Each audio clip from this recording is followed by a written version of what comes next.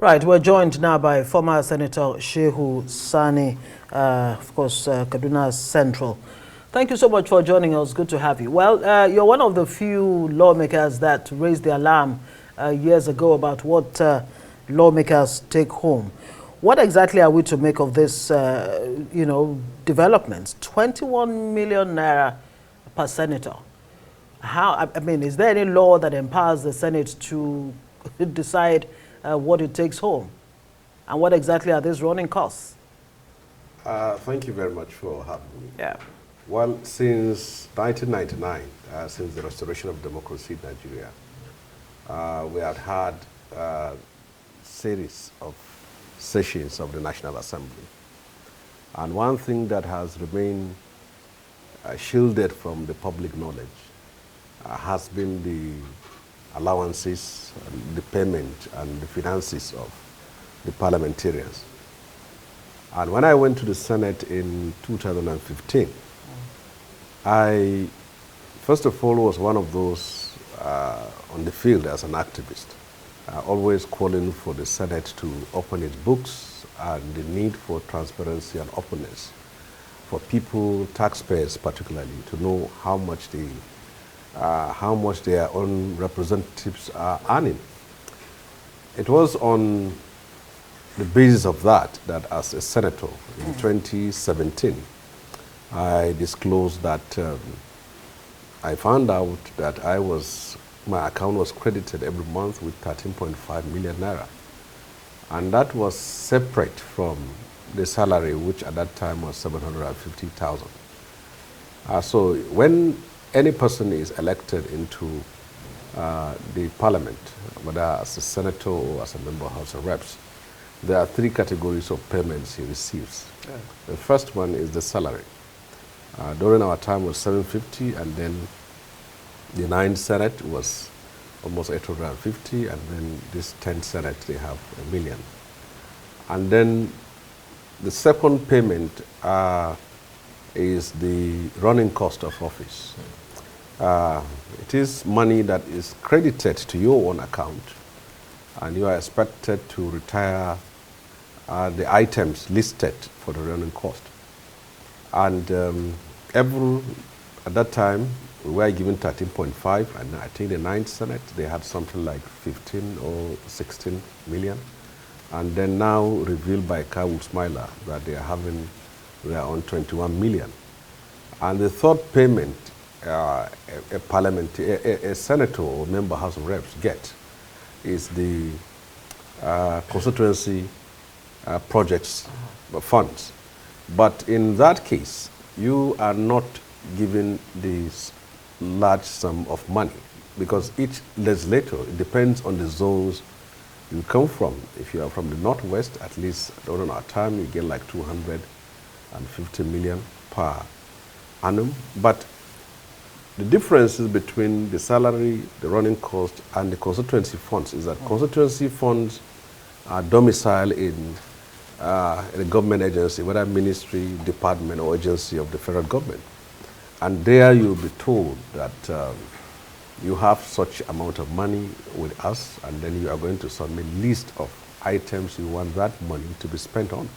So some senators will choose to build hospitals and schools, roads. Some will say they want to do empowerment programs in their own constituency, and all sorts of things. And that has been the case. And then problem emerged when there was opacity in terms of no transparency in the way the constituency funds were managed. So for that, there was an innovation introduced during the Buhari administration that ICPC was mandated to monitor those projects. So, but the point is that I don't think the ICPC has that manpower and the time to go the whole country looking for projects that were executed by a senator. So basically, what Kawu Smiler did was to simply second what I did many years ago by disclosing the amount. So when I had the Resource Mobilization and Physical Allocation Commission making claims that senators are only given 1 million naira. And I saw that in the statement which they made. They mentioned my name, refuting what I said. But I'm happy that Kawu Sumaila has vindicated me. And I insisted that running cost is also part of the payment to a senator, because it is not credited to the account of your office. It's credited to your personal account. So how will you separate that? And I heard what he was saying, that legislation should be asked, where does the money come from? Well, if I am a senator and money comes to me, it's not for me to be asking where the money comes from, as far as my account is credited and I have to do what I need to do. I think the issue now is that this matter has brought more light to the conversation on the need for transparency. And that's what we hear. That's the aspect I want to come in. For the very first time, we're getting to hear Senator Sani that see a breakdown, because it's always shrouded in some kind of small talks. And now we're looking at the breakdown. Do you think it's high time the leadership spoke to these matters that Nigerians are talking about by making it more transparent, more so now that Nigeria is in dire straits in terms of our bad economy? Well, first of all, there are issues that need to be addressed as far as the finances of the fiscal policies of the National Assembly is concerned. First and foremost is the issue of the constituency funds. When people are elected into the legislative arm of government, they should be there to make laws and perform oversight function as an arm of government, as a parliament. They should not be saddled with the responsibility of building schools and roads and hospitals. But we live in a country where the masses, the people, can't differentiate between the responsibility of a lawmaker and that of those in the executive arm. And to make matters worse, themselves, politicians, because they want to be elected into office, they make promises which they clearly knew that is not the responsibility and duty of a lawmaker. When you say as a lawmaker, vote for me, I'll build schools, I'll build hospitals, I'll build roads, you are making the promises which a governor or a president should be able to, should be making. So that comes part of it. So the issue now is that since the discussions have come up, so it is now for the leadership of National Assembly to come forward and own up to this issue and see how there will be more transparency. In the beginning, constituency funds was suggested that should be given to the senators. But then issues started that if you will give a senator 200-300 million naira per annum, credit to his account to do whatever he wants to do, it may not. So they brought the idea, domicile the money in MDAs, and then submit your project. The same thing with running cost. Running cost is not for you to pay the salary of the staffs in your office. All the staffs that are employed in your own office are paid by the National Assembly. So in other words, this 21 million naira take home per month for each senator is not justified. It's not justifiable in any way or form. Well, I think the issue is that you are required to retire it, and the items are listed. There are issue of newspapers, there are issue of hotels bills, there are issue of flight ticket, there are issue of all those things here. But the money is steady. How will you be able to fly every month and then buy newspapers? When you were there, did you ever retire any Everyone funds? has to retire. You must retire. If you don't retire, you on, will not on get paper, a certificate of on clearance. paper, that's what's required. But indeed, I mean, did lawmakers retire any funds when you were there? Well, did you personally? This is what I'm saying. Yeah. We all have to retire it. And then we retired. I received. That is why I said, because when I made that disclosure, actually, almost 80% of the senators were angry with me, and many were not. I was not in talking terms with many of them.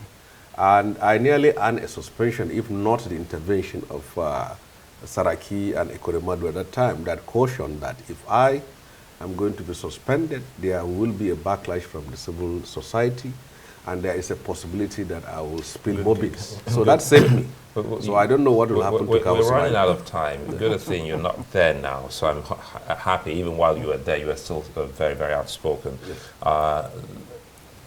You just left Kaduna State for Abuja. You saw what happened in the last protest. Yes.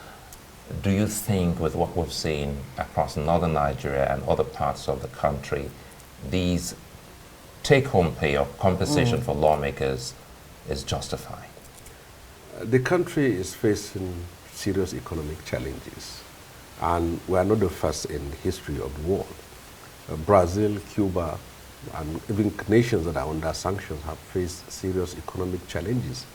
And when a nation in its history is faced with this kind of storms and turbulence, it is expected that the leadership should lead by examples in terms of sacrifices. I, as a senator, received an SUV, the Toyota. But I will say that at our time, the economic situation is not as terrible as it is. Leaders should be seen making sacrifices for now the people to appreciate and say that this is the right way to go. But and the sacrifices should not be deceptive.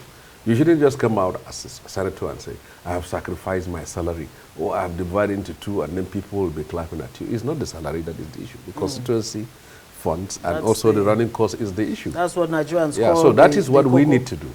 The opposition in in both chambers, you would think that they would actually push back on these excesses by lawmakers. Why are the opposition members, silent on these issues? You see, when you go to the Senate, whether you are from PDP, Labour Party, or NNPP, there are rules to which you will have to abide to.